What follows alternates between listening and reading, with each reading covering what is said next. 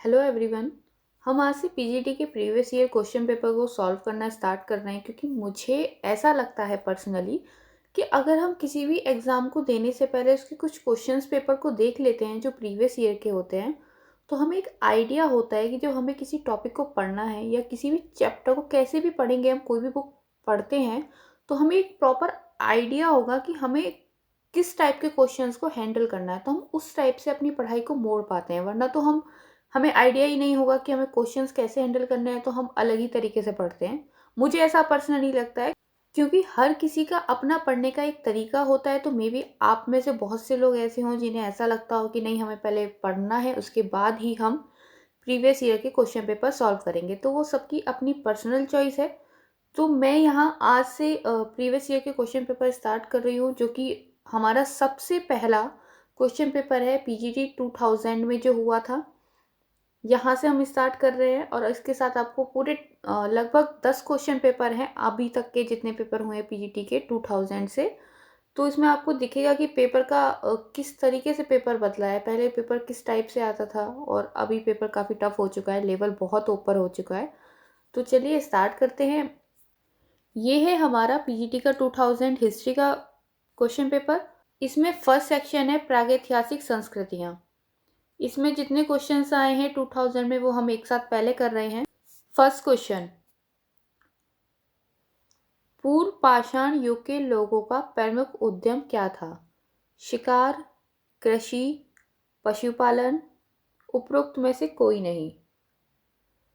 इसका आंसर होगा शिकार, क्योंकि आप सभी को पता होगा कि पूर्व पाषाण युग में कृषि से संबंधित जानकारी किसी के पास नहीं थी। उस टाइम पे जो लोगों का जीवन था वो जंगली पशुओं, नदियों या फिर जो झील से उन्हें मछलियाँ प्राप्त होती थी या जंगली फल जो उन्हें प्राप्त होते थे उन्हीं पर निर्भर करता था। मध्य पाषाण काल के लोगों की मुख्य विशेषता क्या थी? लघु पाषाण उपकरणों का प्रयोग, घरों का प्रयोग, कपड़ों का प्रयोग, उपरोक्त में से कोई नहीं। इसका आंसर है हमारा लघु पाषाण उपकरणों का प्रयोग। क्योंकि मध्य पाषाण काल में हमें बहुत सारे ऐसे छोटे छोटे पत्थर से बने औजार मिले हैं। साथ ही साथ ऐसे औजार भी मिले हैं जो कि ज्यामितीय आकार के, मतलब ज्योमेट्रिकल शेप के हैं। तो उस टाइम की विशेषता जो है वो उस टाइम पे बने औजार हैं, इसीलिए लघु पाषाण उपकरणों का प्रयोग ही इसका आंसर है।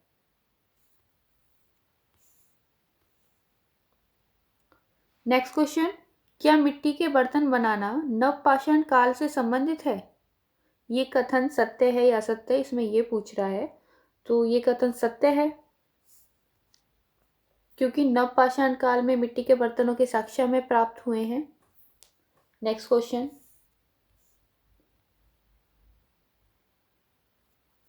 चावल का प्राचीनतम उल्लेख किस स्थान से संबंधित है?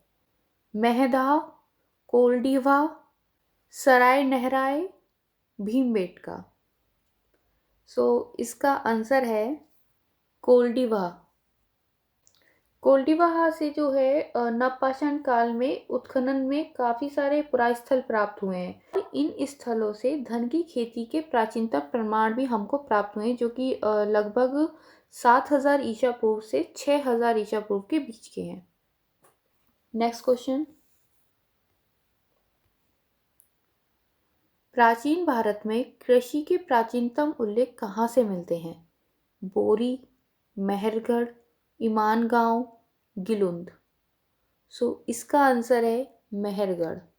ये वर्तमान में पाकिस्तान के बलूचिस्तान प्रांत में स्थित है और यहाँ से हमें नवपाषाणकालीन प्राचीनतम बस्ती, कच्चे घर के साथ साथ मतलब गेहूं की 2-3 तरह की किस्में और जौ की 2 किस्में, इनके साक्ष्य हमें प्राप्त हुए हैं। नेक्स्ट क्वेश्चन है यहाँ पर सैंधव सभ्यता से। प्रागैतिहासिक संस्कृतियों में से इसमें इतने ही क्वेश्चन हैं। सिंधु घाटी सभ्यता की सबसे बड़ी इमारत कौन थी? मोहनजोदड़ो का महाजल कुंड, मोहनजोदड़ो का स्नानागार, हड़प्पा का राजा का महल, उपरोक्त में से कोई नहीं। इसका आंसर होगा उपरोक्त में से कोई नहीं, क्योंकि सिंधु घाटी सभ्यता की सबसे बड़ी इमारत अन्नागार है, जिसकी लंबाई की हम बात करें तो 45.71 मीटर लंबा है और 15.33 मीटर चौड़ा है। नेक्स्ट क्वेश्चन, सही उत्तर चुनिए। मोहनजोदड़ो के महान स्नानागार की खोज किसने की? मार्शल, मोधा स्वरूप वत्स, आर डी बनर्जी, कनिंगम।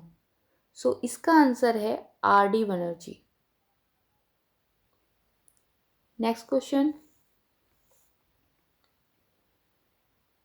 किस काल में स्वास्तिक प्रतीक का प्राचीनतम संदर्भ मिलता है? सो इसका आंसर होगा हमारा हड़प्पा काल।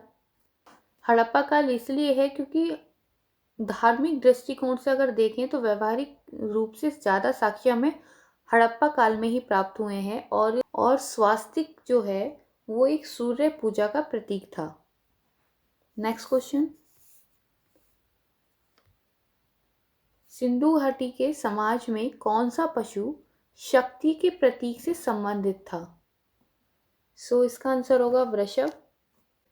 वृषभ की चित्रकारी के जो हमें साक्ष्य मिले हैं वो हमें सैंधवकालीन स्थलों पर, वहाँ से हमें जो प्राप्त मोहरे हैं तथा वहाँ पे मुद्रांकनों या फिर ताम्रपट्टों, इन आदि पे सभी इसकी चित्रकारी मिली है।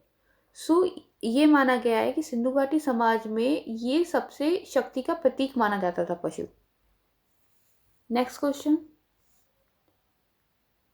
सिंधु घाटी सभ्यता का प्रसिद्ध नगर हड़प्पा स्थित था। कहाँ पे था? तो ये है हमारा रावी नदी के तट पर, जो कि बाएं तट पे आता है, मतलब कि रावी नदी के बाएं तट पर। नेक्स्ट सेक्शन है हमारा वैदिक काल। ऋग्वेद के किस मंडल में शुद्ध शब्द का उल्लेख हुआ है? सो इसका आंसर है आपका दशम। ऋग्वेद के दशम मंडल की एक और खास बात है, इसके पुरुष सूक्त में वर्ण व्यवस्था का सर्वप्रथम उल्लेख मिला। नेक्स्ट क्वेश्चन, राजा की उत्पत्ति के विषय में प्रथम उल्लेख किस ग्रंथ में मिलता है? कौटिल्य अर्थशास्त्र, शतपथ ब्राह्मण, रामायण, ऐतरेय ब्राह्मण। तो ये आएगा हमारा ऐतरेय ब्राह्मण। ऐतरेय ब्राह्मण ग्रंथ में ये भी बताया गया है कि राजा सामान्य उपाधियों के स्थान पर जैसे राजा अधिराज, सम्राट, एकाराट जैसी उपाधियां धारण करता है। उत्तर वैदिक काल की प्रमुख फसल क्या थी? सो इसका आंसर होगा गेहूं और चावल। नेक्स्ट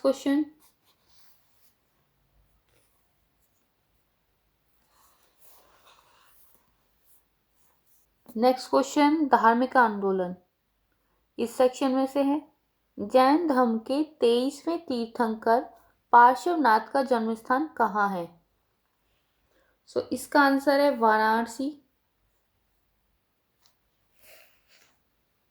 नेक्स्ट क्वेश्चन, महावीर की शिक्षा का विशेष नाम क्या है? तो इसे हम किस नाम से जानते हैं? इसे हम जानते हैं पंच महाव्रत।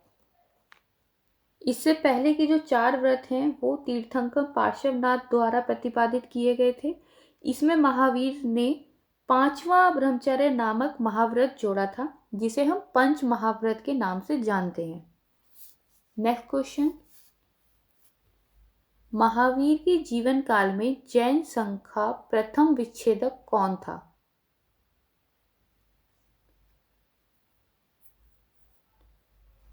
तो जमाली। नेक्स्ट क्वेश्चन, बौद्ध धर्म स्वीकार करने वाली प्रथम महिला कौन थी? सो इसका आंसर होगा गौतमी। गौतमी के 8वें वर्ष में जब वो ज्ञान प्राप्त कर रही थी, उस टाइम पे वैशाली के लिच्छवियों ने इन्हें वैशाली आने का निमंत्रण दिया था। इसके सम्मान में कुटाग्रशाला विहार भी बनवाया गया है। नेक्स्ट क्वेश्चन, किस स्थान पर महात्मा बुद्ध ने प्रथम धर्मोपदेश दिए थे? तो सारनाथ।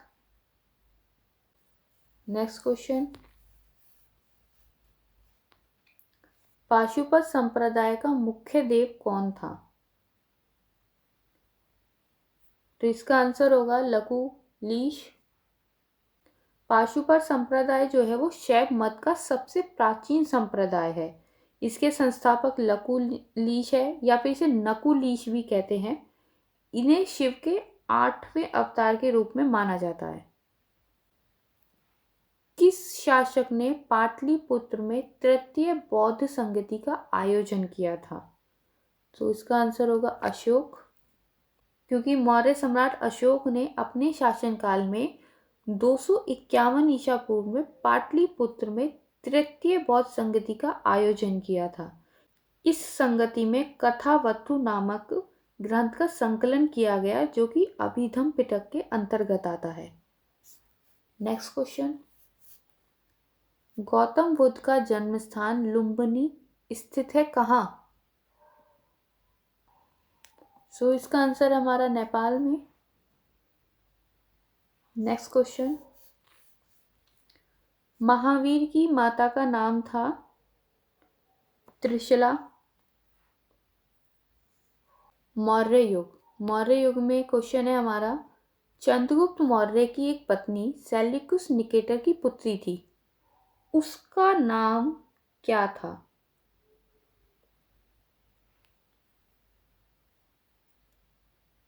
सो उसका नाम था हेलेन, क्योंकि सिकंदर के बाद में सेल्यूकस ने भारत विजय का अभियान छोड़ा था किंतु पराजित हुआ था। तो संधि के परिणामतः पुत्री का विवाह और 4 प्रांत दहेज में दिए गए थे, तो उसका नाम ये हेलेन था।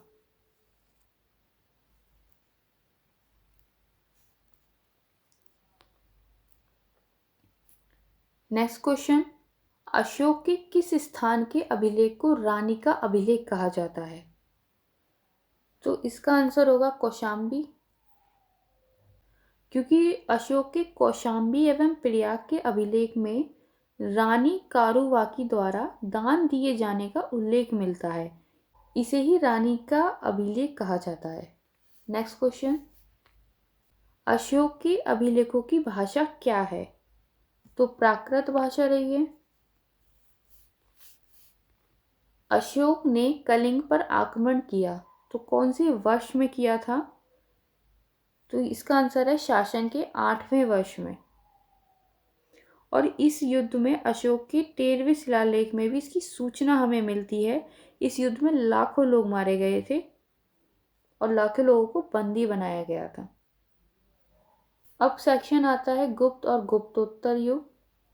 तो इसका नेक्स्ट क्वेश्चन है, देवी चंद्रगुप्त की रचना किसने की? विशाखा दत्त ने। देवी चंद्रगुप्त नामक ग्रंथ में हमें गुप्त वंश के शासक रामगुप्त और चंद्रगुप्त द्वितीय के विषय में सूचना मिलती है। नेक्स्ट क्वेश्चन, किस गुप्त शासक ने हुणों को पराजित किया था?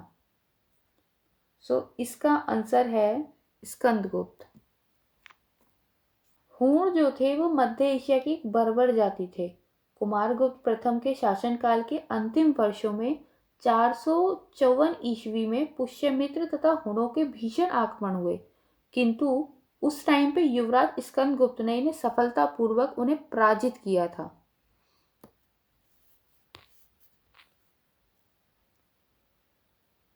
नेक्स्ट क्वेश्चन है, गुप्त काल को क्लासिक युग क्यों कहते हैं? वाणिज्य एवं व्यवसाय में प्रगति के कारण, कला एवं साहित्य में प्रगति के कारण, तकनीकी प्रगति के कारण, सार्वभौम सत्ता के कारण। इसका आंसर है कला एवं साहित्य में प्रगति के कारण, क्योंकि गुप्त काल में साहित्य, विज्ञान, कला इन सबको बहुत प्रगति मिली, इसीलिए इसे क्लासिक युग कहते हैं। संस्कृत राजभाषा के पद पर आसीन हुई, संस्कृत साहित्य को बहुत विकास मिला, कला के विविध पक्ष जैसे वास्तु, तक्षण, चित्र आदि सम्यक विकास हुआ, और गुप्त काल में ही आर्यभट्ट, बराहमिहिर जैसे जगत प्रसिद्ध गणितज्ञ और ज्योतिषाचार्य हुए। इसीलिए इस काल को कला एवं साहित्य में प्रगति के कारण ही क्लासिक युग कहा जाता है। नेक्स्ट क्वेश्चन, गुप्त काल में अजंता की कौन सी गुफाएं निर्मित हुई? तो इसका आंसर है 16, 17। तो इसका आंसर है 16, 17, 19 ये गुप्तकालीन गुफाएं हैं। इनका निर्माण ईसा पूर्व की दूसरी सदी यानी कि 7वीं सदी तक किया गया था। नेक्स्ट क्वेश्चन, गुप्तोत्तर काल में महत्वपूर्ण सामाजिक आर्थिक परिवर्तन क्या था? सामंतवाद एवं भूमिदान, आर्थिक सुदृढ़ता, ब्राह्मणों का महत्व एवं व्यापार में वृद्धि, शूद्रों को व्यापार का अधिकार। तो इसका आंसर है सामंतवाद एवं भूमिदान। इस टाइम पे सामंतीवाद व्यवस्था का जो उदय हुआ था वो अधिकारियों, मंदिरों, ब्राह्मणों आदि को उनकी सेवाओं के बदले भूक्षेत्र प्रदान करने से हुआ था। आज के लिए बस इतना ही। बाकी के आगे के क्वेश्चंस हम कल से करेंगे, जिसमें हमारा सेक्शन होगा पहला उत्तरी और दक्षिणी भारत के राज्य, नेक्स्ट होगा दिल्ली सल्तनत, इसका विस्तार और प्रशासन। तो ये सब अभी आगे काफ़ी क्वेश्चन बचे हैं। अगर आपको वीडियो अच्छी लगी है तो लाइक करिएगा, वीडियो को शेयर करिएगा ताकि और लोगों को भी हेल्प मिल सके, और आगे की अपडेट्स के लिए चैनल को सब्सक्राइब करिएगा।